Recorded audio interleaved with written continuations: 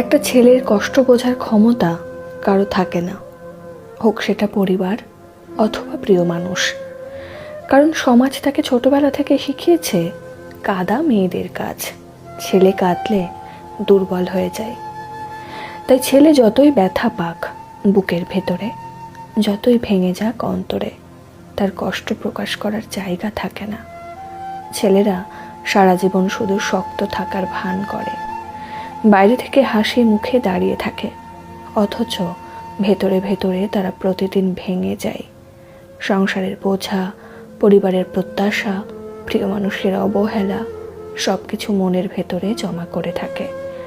আর এভাবেই তারা একদিন নিঃশব্দে নিঃশেষ হয়ে যায়। পরিবার ভাবে ছেলের তো কিছু হবে না, সে তো সব সামলে নেবে।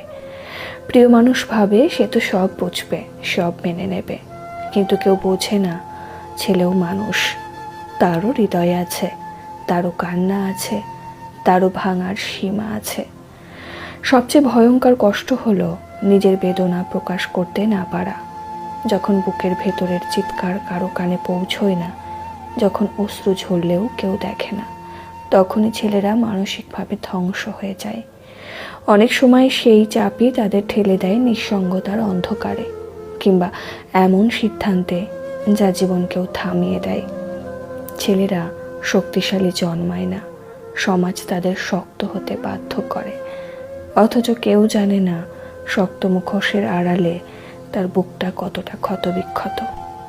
তাই যদি কোনো ছেলে কখনো চুপ হয়ে যায়, ভেবো না সে রাগ করেছে, হয়তো সে কষ্টে ডুবে আছে আর কাউকে বোঝাতে শিখে গেছে আমার যন্ত্রণা কারোর জন্য কিছুই নয়।